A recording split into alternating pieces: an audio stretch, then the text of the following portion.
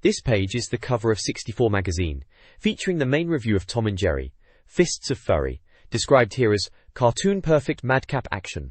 This issue also includes reviews for Donald Duck, Quack Attack, Batman of the Future, and San Francisco Rush 2049. There's also a look behind the scenes at The World Is Not Enough game. The magazine also notes, it now incorporates solutions. This page introduces the magazine team and the editorial. It kicks off talking about how the games are really starting to arrive thick and fast as Christmas approaches.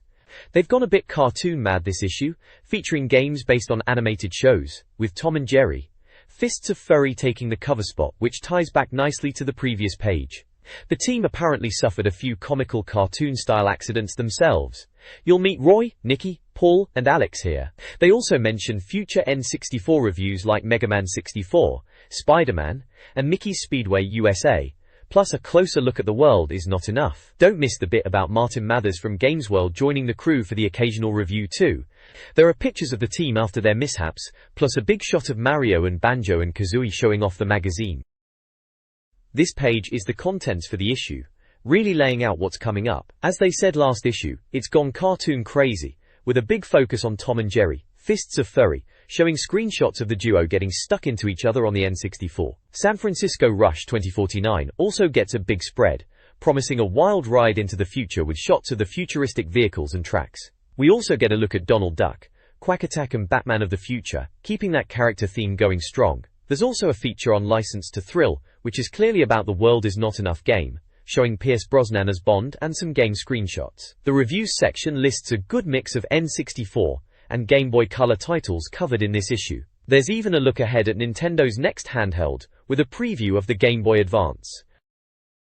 This article highlights upcoming games and developments, primarily focusing on the Game Boy Advance, GBA, and GameCube. THQ secured rights to LucasArts characters for GBA, hinting at Star Wars and Indiana Jones games. Crash Bandicoot is moving to multiple next-gen platforms, including GameCube, after seemingly parting ways with Sony. Nintendo's managing director praised GameCube development, mentioning the quick creation of the Mario 128 demo and hinting at more developers on board. Capcom confirmed GameCube support and Resident Evil 0 for launch.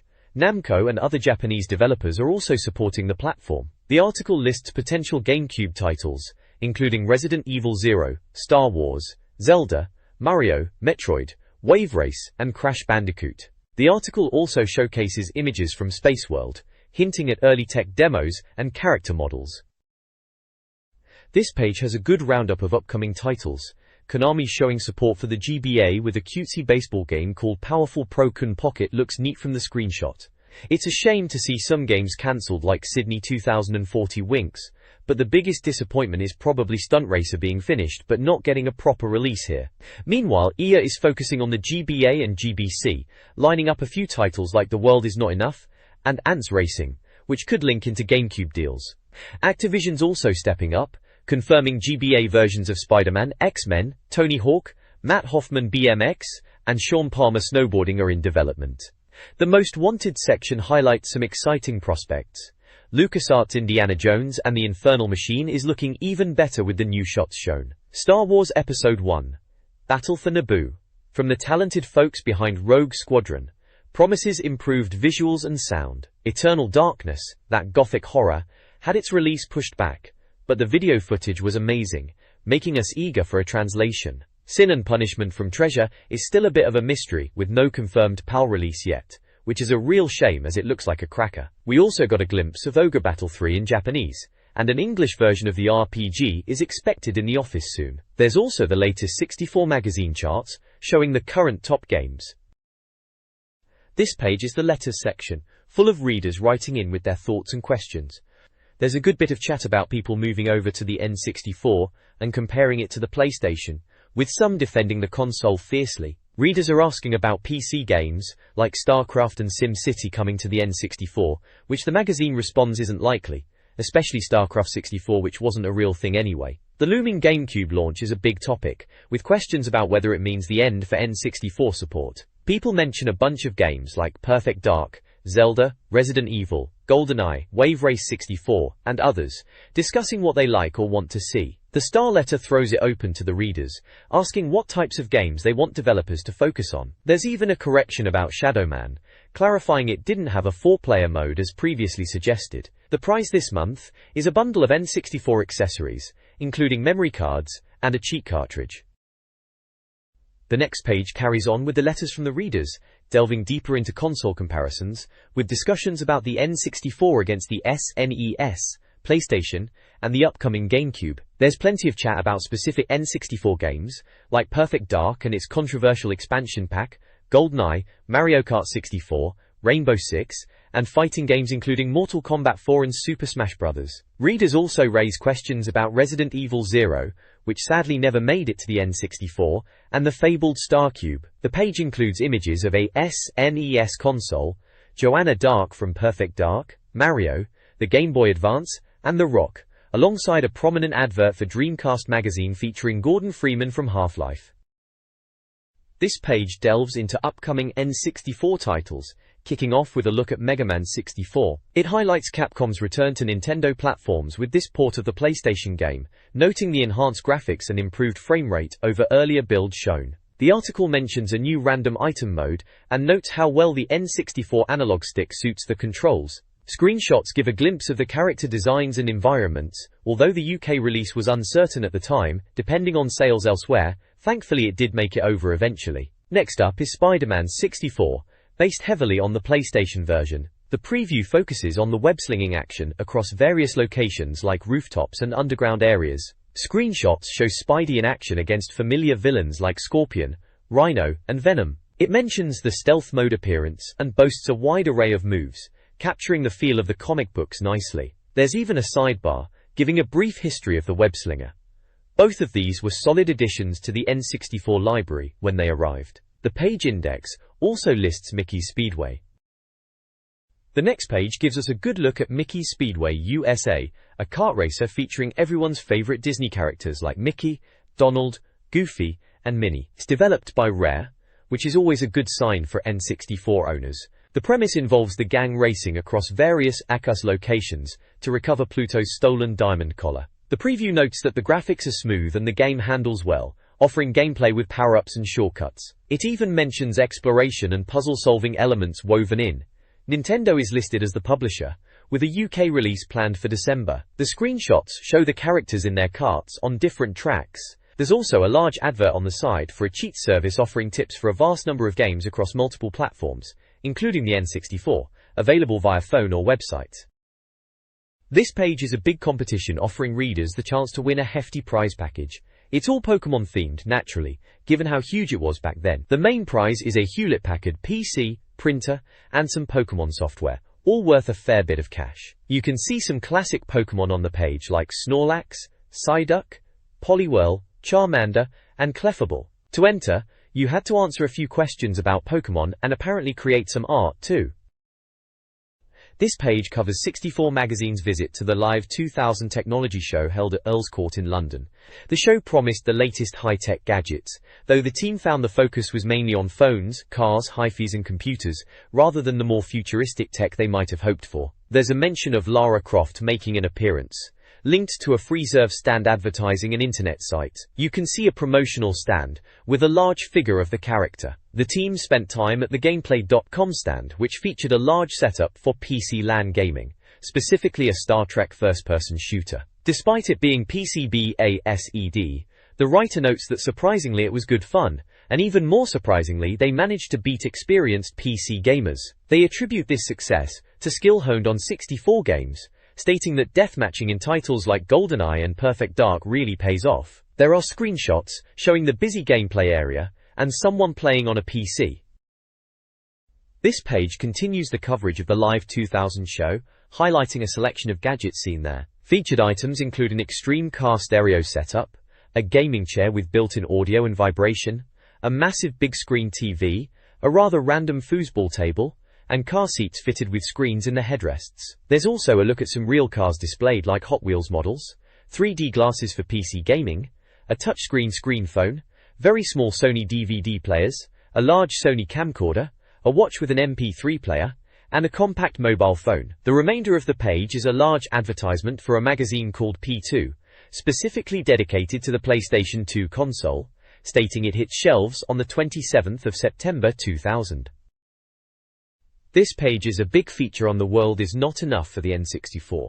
After the massive success of GoldenEye, N64 gamers were crying out for another Bond game, and this Euro.com developed title is the one that finally arrived. The article highlights the high expectations for the game, especially following the PlayStation release of Tomorrow Never Dies. It mentions the development is happening secretly in Derby, and that the team is working hard to live up to the hype. There are several screenshots showing different environments from the game, including what looks like a factory, an urban street, and an interior location. There's also a shot highlighting the X-ray specs gadget, and a section focusing on the exotic locations like London Underground and the Caucasus Mountains, noting the game supports the expansion pack. Pierce Brosnan as Bond is prominently featured on the page, setting the scene for this much-anticipated first-person shooter. This page continues the big feature on The World Is Not Enough, diving into an interview with Euro.com's Tim Rogers and Bill Beecham. They talk about wanting to make a pure first-person shooter, learning from previous Bond games like Tomorrow Never Dies on PSX.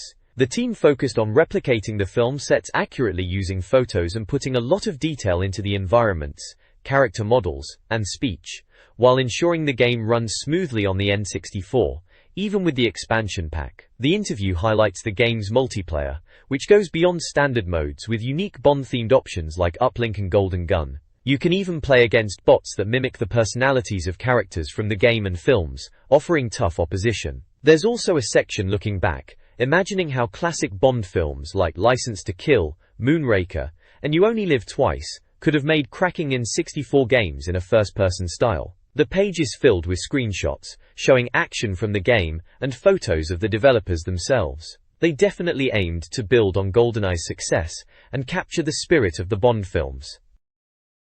This page dives into handheld heaven with a feature on the upcoming Game Boy Advance. It covers the new design, pointing out the familiar D-pad, akin to the classic SNES and N64 controllers, the new shoulder buttons for extra controls, and the action buttons. A big part of the excitement is the link port, not just for connecting GBAs together, but also for linking up with the GameCube. There's mention of playing GBA games, and even older Game Boy and Game Boy Color titles, on the big screen via the GameCube connection. The feature highlights the four-way link-up potential, mentioning Mario Kart as the game that really showcases it, perfect for multiplayer on the go. There's also a section giving the vital stats without going into tedious detail. It's clear this was a massive step up for handheld gaming and a smart move to tie it into the GameCube. This page continues the handheld heaven feature, shifting from the GBA hardware to the games on the way. It highlights a lengthy list of titles confirmed for release, showing the sheer volume of games expected. The article expresses optimism about the game's potential, noting that while graphics and sound will impress, the console's success ultimately rests on the games themselves. Early screenshots are shown for games like Silent Hill, Pinobi Quest of the Heart, Mario Kart, Castlevania, Golden Sun, and Game Boy Wars among others, with the magazine pointing out that even in these early stages, some visuals look surprisingly good, even mimicking N64 graphics. The page also includes staff sharing their excitement for the GBA, revealing their personal dream games for the handheld, such as Elite, Final Fantasy VI, and Abe's Exodus. It's clear from this issue 46 in 2000 that the industry and players were buzzing with anticipation for Nintendo's next handheld big hitter. This page lays out the magazine's approach to reviewing games, giving you the lowdown on what all those boxes and scores actually mean. It explains the Ninfo box for basic game details, the $64,000 question for pros and cons, and how they handle PAL performance for import games. You also get the scoop on the memory options, who supplied the game, and the bottom line controls breakdown. The core of the review system is explained, showing how the N64 console icons are used for the 64 magazine rating across graphics, audio, gameplay, and challenge, before culminating in the final score percentage. They even detail what the different percentage bands mean, from gold medal winners at 95% plus, down to the truly terrible games. Featured on this page are glimpses of upcoming reviews, or games being covered. You've got San Francisco Rush 2049, the latest futuristic racer, Batman Beyond, Return of the Joker with the Dark Knight himself, and Donald Duck, Going Quackers bringing 3D platforming action. The centerpiece is Tom and Jerry, Fists of Furry, promising a chow-tick beat-em-up from the classic cartoon duo, complete with screenshots showing the cat and mouse in action. It's essentially the instruction manual for reading the reviews later in the magazine. This page delves into the world of Tom and Jerry, Fists of Fury on the N64. It's a beat-em-up that really captures the chaotic energy of the classic cartoons, putting Tom, Jerry and other characters like Spike and Tuffy into arenas for all-out brawls. The review makes it clear the game isn't bogged down by a complicated story, it's purely about the action, which it praises for being fast, furious, and incredibly addictive. The gameplay is highlighted as the standout feature, with highly responsive controls and a huge variety of weapons scattered throughout interactive levels, like a lab or a ship deck, all designed to smack your opponent senseless. They love how well it translates the visual gags and cartoon violence into playable form, feeling like the closest thing to actually controlling a Tom and Jerry cartoon. The only real point of contention noted is that despite the N64 having 4 controller ports, the game only supports 2 players, which is a bit of a shame but doesn't detract too much from the core fun. The screenshots show the characters mixing it up in different environments, using whatever's at hand like bombs or chairs, exactly as you'd expect from the duo. Overall, it's presented as a cracking good time that nails the spirit of the source material. This page continues the look at Tom and Jerry, Fists of Fury, expanding on the frantic gameplay introduced on the last page. The review highlights the core combat, which relies heavily on picking up anything lying around the levels, from furniture to food, to use as weapons. They explain the different types of weapons, noting that most striking weapons last for 3 hits before breaking. It also details the unlockable team play mode, which becomes available after beating the game with Spike. This mode lets you set up a non-stop battle with 5 characters, a neat little extra. The game features a unique boss encounter against a giant, invisible Jerry, a clever nod to a specific cartoon short. The game boasts a roster of 7 characters in total, each with different stats, starting with Tom, Jerry and Duckling, with others like Spike, Tyke, Tuffy and Butch unlockable. The review notes that while they have different attributes, they're well balanced. Finally, the page highlights the excellent interactive environments, where hazards like falling objects add to the cartoon chows, making each arena feel lively. The screenshots show various characters battling it out, using objects, and showcasing the different level hazards, like the beehive and the falling moose head. It really hammers home how much the game captures the spirit of the cartoons. This page delves deeper into the characters and combat of Tom and Jerry, Fists of Fury. It introduces the key players, detailing their first cartoon appearances, like Tom and Jerry themselves back in 1940, Spike, who first showed up as Butch the Alley Cat in 1942, and Jerry's nephew Tuffy, originally known as Nibbles. Duckling and Butch also get a mention of their origins. The game features 7 playable characters, and the review highlights how their size affects their fighting style. Larger characters like Spike hit harder with bare hands but are slower, while smaller ones like Jerry are fast and better with small projectiles. This means strategy changes depending on who you're playing as and against. The environments are praised for being highly interactive and destructible, just like in the cartoons, turning rooms into chaotic battlegrounds, with smashable objects and potential hazards. Screenshots show fights taking place in a messy kitchen, a bedroom, and a Christmas-themed lounge, illustrating how varied the arenas are. It also touches on the special power-ups you can grab, offering temporary boosts or hindering opponents, adding another layer to the frantic action. Overall, it really seems to capture the spirit of the classic cartoon mayhem. Tom and Jerry, Fists of Fury is a highly praised beat-em-up game, capturing the slapstick feel of the cartoons with interactive environments and dynamic camera work. The game features polished animations and character reactions, enhancing the comedic action. Players can use power-ups like shields and plagues across 10 diverse levels, based on familiar cartoon settings. The audio, including music and sound effects, is lauded as exceptional, considered some of the best on the N64. The controls are exceptionally responsive, crucial for the fast-paced gameplay. Overall, the game received a remarkable 95% rating, with reviewers calling it an essential purchase and the definitive beat-em-up. This page is a review of San Francisco Rush 2049, the latest entry in the high-octane racing series. It throws you into a futuristic version of the city, complete with tall buildings and frankly bonkers track designs, some even allowing you to take to the air. The game is described as a significant improvement over the previous Rush titles, packed with an astonishing amount of options. It's clearly aimed at those who love arcade-style, gravity-defying speed and risk-taking, not realistic simulation.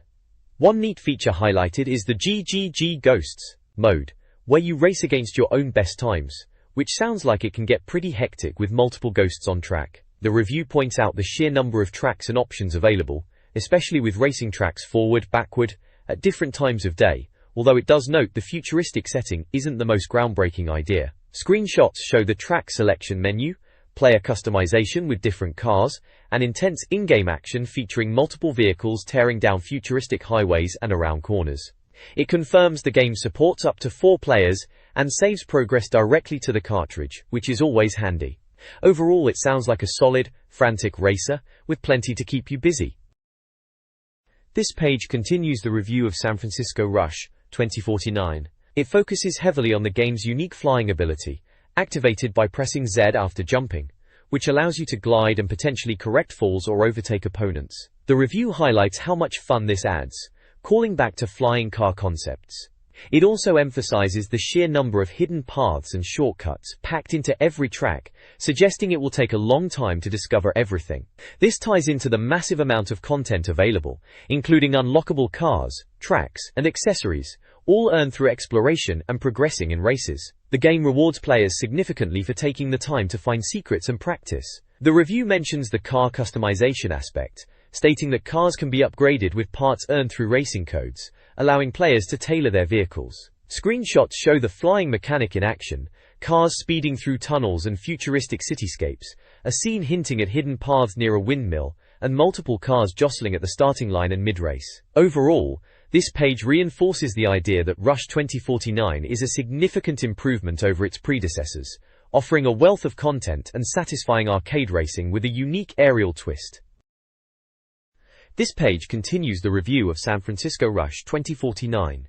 It opens by looking at how the future has been depicted in movies like Back to the Future 2, Demolition Man, and Death Race 2000, touching on themes of crazy races and killer androids, and features shots of movie posters for these. It then shares some amusing takes on the future, from kids named Tim, Anne, and John. The review gets into the game's graphics and tracks, noting the detailed cities and scale which are a pleasure to behold. It mentions a rulebook racing element which Roy will apparently enjoy, but highlights potential frustration with detours and having to retrace steps if you mess up. The final lap section suggests progress can be tough unless you really know the tracks, but there's a feeling of constant progression. A second opinion praises it as surpassing earlier games, mentioning numerous shortcuts and alternate routes, plus the great stunt modes. The page concludes with the bottom line, showing the controls, listing alternatives like Fez Zero X and Ridge Racer 64, and providing ratings for graphics, audio, gameplay, and challenge, before revealing the final overall score of 90%, and a soundbite calling it a racing game for people who don't like racing games. Screenshots show futuristic city tracks and cars, including the flying car mechanic in action. This page features a review of Donald Duck, Quack Attack on the Nintendo 64. The article kicks off by noting the recent trend for duck-based games and introduces the plot, where Donald is trying to rescue his girlfriend Daisy from the villain Murloc, with Gladstone Gander also vying for Daisy's affections. The review highlights that the game offers different styles of play, including the classic left-to-right platforming, sections where you move into the screen, and levels involving running away from obstacles. It touches on the saving procedure, which is deemed a bit daft and suggests the game can be rather frustrating at times, but praises its visual appearance, stating it honestly looks nothing short of glorious, and confirming there's plenty to keep you busy. Screenshots on the page showcase various environments from the game, including a bridge section, a forest area, Gyro's lab where you access different worlds, and encounters with enemies like a large bird and a bear with a parachute. The Ninfo panel confirms the game is a platformer developed and published by Ubisoft, supporting one player and saving via the controller pack. This page carries on with the review of Donald Duck, Quack Attack. It delves deeper into the challenge with Gladstone, highlighting the time trial races, and the quest to collect toys across the levels to ultimately face him. The core gameplay is described as straightforward platforming, moving left to right or sometimes into the screen, relying mainly on the analog stick, jump, and punch buttons. The article also provides background on the main villain Murloc, connecting him to the DuckTales movie, and noting Christopher Lloyd voiced him, mentioning Donald's surprising absence from that film. It suggests the game becomes rather simplistic after the initial boss fight, though it does feature a highlighted quote calling the game a tough nut to crack in places. Various screenshots are shown illustrating different environments, enemies, and gameplay moments, including some amusing captions about the levels and characters. This page delves further into the review of Donald Duck, Quack Attack, covering aspects like its music, which they found absolutely smashing and full of beautiful, joyful melodies that really suit the stages. The review touches on the difficulty again, describing it as a tough nut to crack in places, particularly with frustrating falls into pits, though it does praise Donald's responsiveness and control. A major point of criticism is the convoluted save system, which is described as quite annoying. However, the review then pivots to praise the game's positives, calling the graphics nothing short of glorious, especially compared to other versions. It highlights the perfect capture of Donald's character, his temper, and the excellent recorded voices and animated cutscenes that give it a perfect Disney feel. The alternative section lists similar platformers like Duck Dodgers and Rayman 2 for comparison. The game received an overall score of 85%, summarized as a simple, at times frustrating, but utterly captivating platformer. A second opinion from Roy Kimber calls the game absolutely gorgeous and even surpasses Rayman 2 for him, finding Donald a more endearing hero. The screenshots show various levels, including the Haunted Mansion, and feature amusing captions about the scenes. This page covers the review of Batman of the Future, Return of the Joker on the N64. It's a beat-em-up from Ubisoft that came out towards the end of 2000. The review talks about the game being set in the future, and points out the interesting idea of different Batman suits that change how you fight. You've got a standard suit, an offensive one for maximum punch power, a defensive suit for taking less damage, and a nimble suit that balances everything for good jumping and movement. The plot sees the Joker somehow coming back, which is always trouble in Gotham. The review mentions it's quite similar to the Game Boy Color version, just beefed up for the N64, which is something to keep in mind. There are screenshots showing the gameplay in action, the suit selection screen, and some character interactions and locations from the game, like a futuristic Gotham cityscape. The Ninfo section gives us the lowdown. It supports one player, doesn't use the expansion or rumble pack, and is a beat-em-up developed by Ubisoft. The $64,000 question bit highlights the good old-fashioned gameplay, but also notes it's perhaps a bit basic or rubbish in places, specifically mentioning poor fighting mechanics as a downside. Overall, it sounds like a straightforward licensed brawler, with a neat suit-changing gimmick.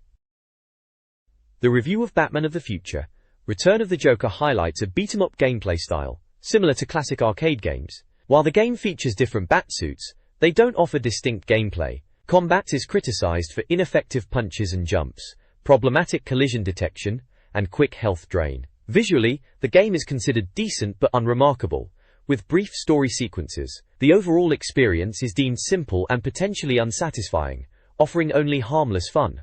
Screenshots depict futuristic levels, Batman fighting enemies, and the Joker. With a 65% score, the game is considered average, a simple fighting game that fails to impress. The next page features a look at some PC peripherals from Logic 3 on the left side, showing off headsets, mice, joysticks, and a steering wheel.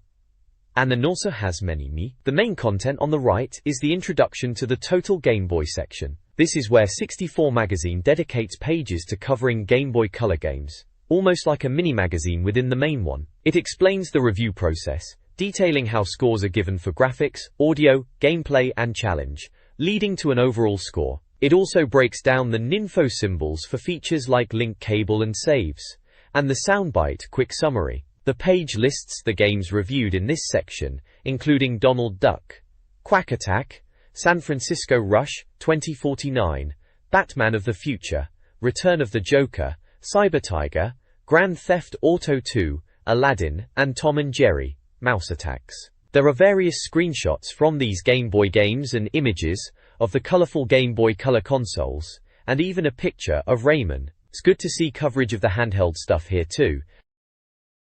This page features the first two reviews in the Total Game Boy section.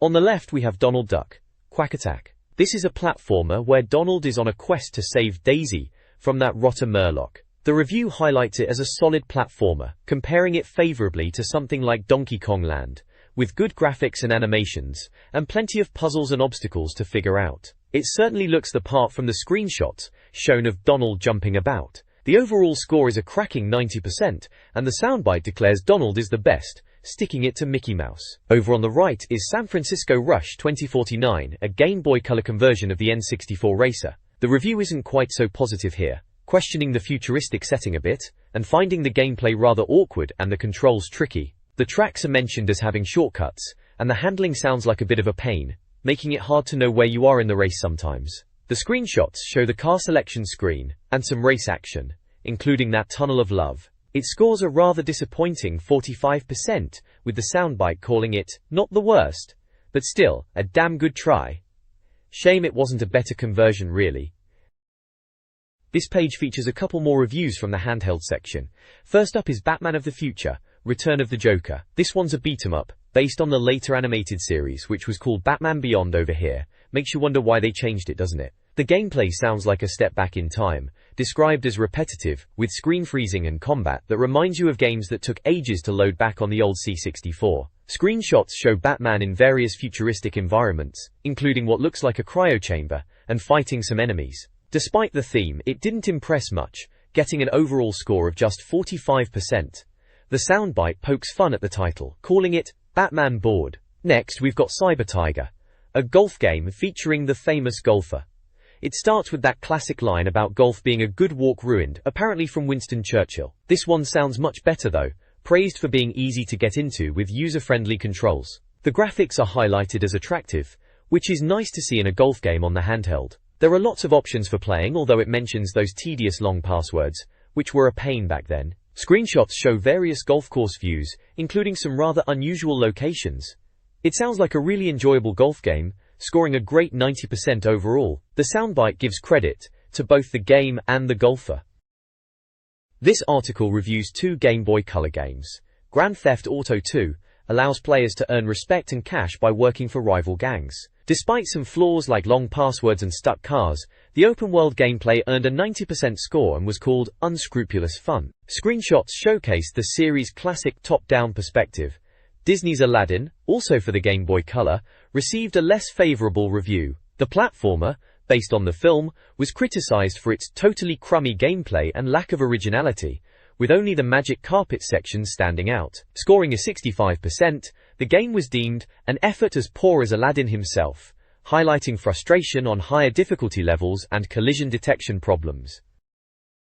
This page features a review for the Game Boy Color title, Tom and Jerry, Mouse Attacks. It covers the game's platforming action where Jerry goes through various house areas to rescue Toodles, deviating from the classic cartoon violence. The review notes the inclusion of minigames required to progress, adding variety. Screenshots show gameplay moments, including navigating levels and encountering a robot. The game's presentation is praised, while some frustration is mentioned.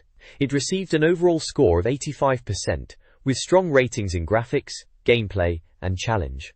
Additionally, there's an advertisement for Game Collection Limited offering mail-order games, including a list of N64 titles and their prices, and another ad for Cheats Unlimited providing phone-based cheat codes and tips for many games, including N64. This page is the Score Zone section, highlighting high scores submitted by readers for various N64 games.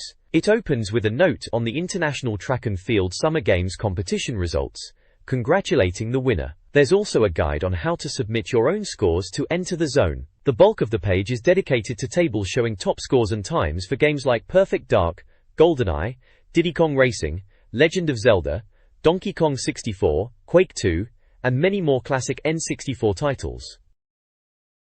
This page is a massive continuation of the Score Zone, jam-packed with reader-submitted high scores and best times for a whole bunch of classic N64 titles. You've got everything from the intense dogfights of Star Fox/Lylat Wars and the frantic karting in Mario Kart 64, to the tiny car chows of Micro Machines, and the epic space battles in Star Wars: Rogue Squadron. There are also challenges laid down for the hardcore players in Quake 64, the platforming adventures of Banjo-Kazooie, the demolition derby action of Scars, the party fun of Mario Party, the destructive missions in Blast Corps, the off-road racing of Beetle Adventure Racing, and the slick hydrodynamics of Wave Race. There's even a Score Zone challenge, looking for new games to feature, and the prestigious Ultimate Player Award for the top gamer each month, who walks away with a rather smart Logic 3 steering wheel, which is handy as it works on 64, PlayStation, and even Saturn. This page kicks off a huge A to Z section dedicated to hints, tips, and cheats for a whole host of N64 games. It's a comprehensive guide covering everything from Airborder 64 and Automobili Lamborghini right through to games like Army Men, Sarge's Heroes, Body Harvest, the Battle Tanks titles, Bomberman Hero, and Charlie Blast's Territory, amongst many others. It's laid out alphabetically with codes and tricks listed under each game title, making it easy to find what you're looking for. Visually, it's got the big 64 Solutions A to Z title and a background collage featuring characters from loads of classic games, alongside screenshots showing gameplay from titles like Aero Gauge and Armorines, Project Swarm. Definitely the place to come if you needed a leg up back then. The next page carries on the Cheat Central, covering a cracking selection of N64 hits.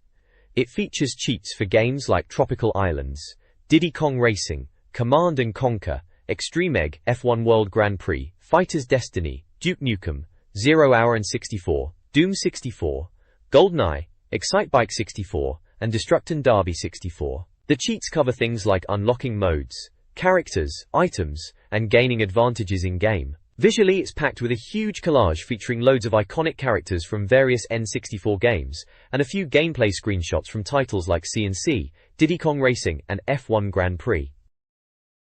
This page continues the Cheat Central section, offering up useful tips for a cracking selection of N64 titles. You've got cheats for International Superstar Soccer 64, Mischief Makers, Mace, The Dark Age and Mortal Kombat Trilogy and 4, covering unlocks and game modifiers. There are also codes for Mission Impossible, Micro Machines 64, and the always popular Mario Party and Mario Golf, helping you unlock characters and gain advantages. The page is absolutely packed with an epic collage featuring loads of iconic characters from across the N64 library, alongside screenshots from several of the games listed. This page continues the Cheat Central section from the previous page, providing more useful codes and tips for N64 games. We've got cheats listed here for classics like Road Rash 64 and Rush 2, Extreme Racing USA, along with NHL Breakaway 98 and Quake 2. There are also entries for Ready 2 Rumble Boxing, Revolt, and Robotron 64, covering various unlocks and game-altering codes. Notably, cheats are included for Puyo Puyo Sun 64 and Rakuga Kids, which were cool Japanese imports for the console. You can also find tips for Off-Road Challenge and a boxing game listed as Champ. The page features a fantastic, busy collage packed with characters from across the N64 library, giving a real sense of the diverse lineup the console offered, and there are several screenshots showing gameplay from titles like Revolt and Off-Road Challenge.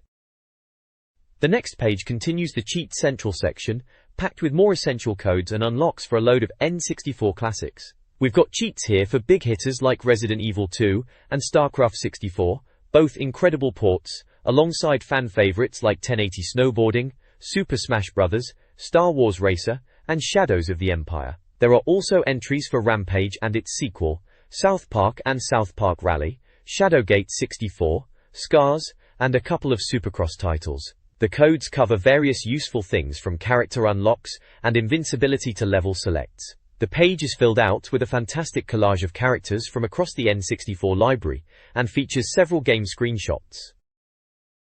This page continues the Cheat Central section, offering up a wealth of cheats for another stack of N64 titles. We've got codes for games like Star Wars Episode 1, Battle for Naboo, Snowboard Kids, the infamous Superman 64, Star Soldier, Space Station Silicon Valley, and Toy Story 2. There are also entries for the racing games, Top Gear Rally and Top Gear Overdrive, alongside Quake 64, Twisted Edge Extreme Snowboarding, Vigilante 8, Turok 2, Tetrasphere, and Rally. The cheats cover everything from unlocking levels, characters, and cars, to accessing different game modes and other helpful advantages. The page is illustrated with a large collage featuring characters from a wide variety of N64 games and includes screenshots showcasing gameplay from Space Station Silicon Valley, Toy Story 2, Turok 2, and Rally.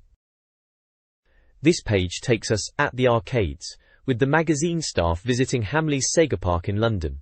They checked out some of the big arcade machines they had on offer. There's a feature on Ferrari F355 Challenge, described as a highly realistic driving simulation with its multi-screen setup, offering a challenging and immersive experience that feels closer to driving a real car. They also cover Crazy Taxi, calling it easily the maddest driving game around at the time, praising its fast-paced, chow-tactic gameplay where you race around picking up fares. Dancing Stage Euromix gets a mention too.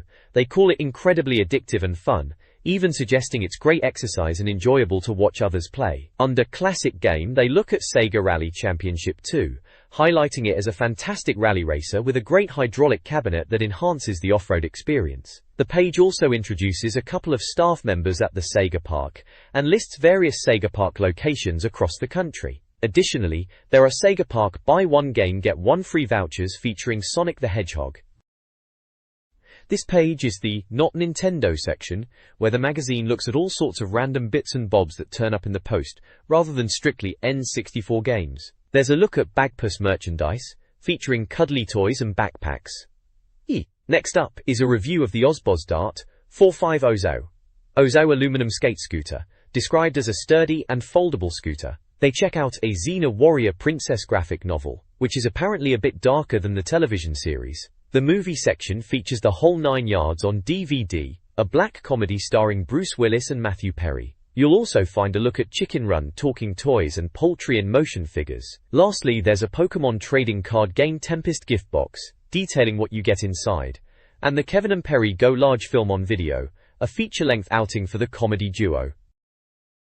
This page kicks off the Not Nintendo section, showing off a range of unrelated bits and pieces the magazine received. There are back-talking wrestlers figures from WWF, scaled models that talk back when you twist their arm, retailing at £12.99. Next is Rocket Hawk, a toy plane with expanding wings launched from a catapult, designed to glide for miles. This one costs £9.99. MV Sports has two items featured: the Snakeboard inline scooter, a sturdy design good for stunts and tight cornering at £50, and the Snakeboard Space Deck, a skateboard variation with pivoting pads for greater control, priced at £30. You can find more at snakeboard.com. Remember the clangers? There are now whistling clangers, cuddly toys based on the pink mice from the moon, available for £5.99 each in different character sizes. Batman gets a mention with the graphic novel The Chalice, where Bruce Wayne finds an old bowl leading to trouble. This Titan publication retails at £9.99. Robinagi is a little robot toy compared to Furby, but this one can talk, sleep, play games, and crucially, has wheels to wander around, priced at £29.99. Finally, there's an X-Men Trading Cards 2-player starter set based on the movie, containing decks, an exclusive card, a comic book, rulebook, playmat, dice, and counters to get you started. This page promotes magazine subscriptions and offers related to Nintendo 64 games. A year's subscription cost £36, while a mega deal offered 2 free issues and a game for £25, featuring titles like F-Zero X, Mario Kart, GoldenEye, and Banjo-Kazooie. The mega deal included a free strategy guidebook as well. Beyond subscriptions, the page offered strategy guides for games such as Turok 2, Banjo-Kazooie, Star Fox 64, Zelda 64, and Donkey Kong 64, with screenshots and secrets revealed. General N64 strategy guide volumes were available, including the Nintendo 64 Gold Book, bundled with a memory card. Back issues featuring games like Doom 64, WWF WrestleMania 2000, and Tom and Jerry and Fists of Furry could also be purchased. This page is the Nindex, the magazine's comprehensive guide to every N64 game they've reviewed. It lays out the key information at a glance, showing the company that released it, how many players it supports, whether it uses peripherals like the Rumble Pack or Expansion Pack, and if it actually came out in the UK. Crucially, it tells you the issue the game was last reviewed in, the score it got, and a short comment giving their take on it.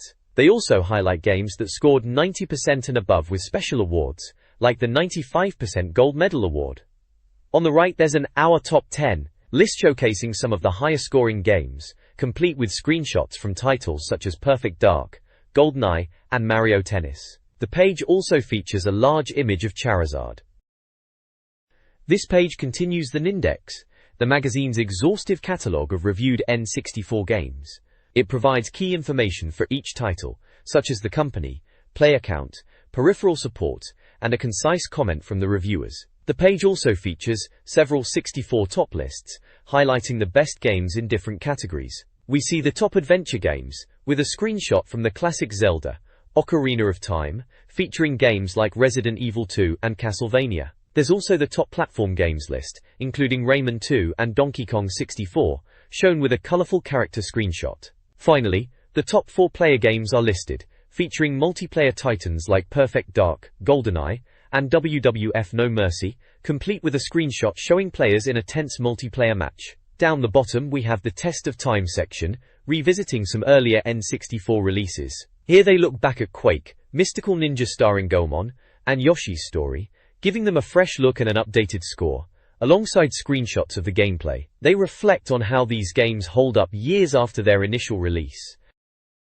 This page continues the Nindex listing, providing scores and brief comments for a wide array of N64 games from NBA through to Yoshi's Story. On this page, we also get several more of the magazine's 64 top lists, covering the best in various genres. There's the top racing games, featuring icons like Ridge Racer 64, which was a massive deal on the N64, alongside F-Zero X, with a screenshot of Formula 1 action. We then see the top party/puzzle games with a screenshot from a colorful puzzler, and the top sports games, highlighting absolute essentials like the ISS football series and the groundbreaking Tony Hawk skateboarding, shown with a football match screenshot. Further down there's the top strategy/simulation games list, which notably includes StarCraft 64, the N64 exclusive version of the PC Classic, along with titles like Blast Corps, featuring a strategic battlefield screenshot. Interestingly, they also include a top Game Boy Color titles list, showing games like Tomb Raider and Lemmings, which of course were playable on the N64, using the transfer pack accessory. Finally, they have a bit of fun with the top bad games list, featuring some truly memorable low points like Carmageddon 64 and Superman, shown with a suitably chaotic screenshot. This page is the back cover, prominently featuring a preview for the next issue. It teases a feature on 2 massive names, Bond and Zelda. The image shows Pierce Brosnan as Bond alongside Link, asking if anything else needs to be said, implying a deep dive into the N64 games of both. The next issue is out on the 30th of November. The rest of the page is dominated by a large competition offering various prizes, including an N64 console.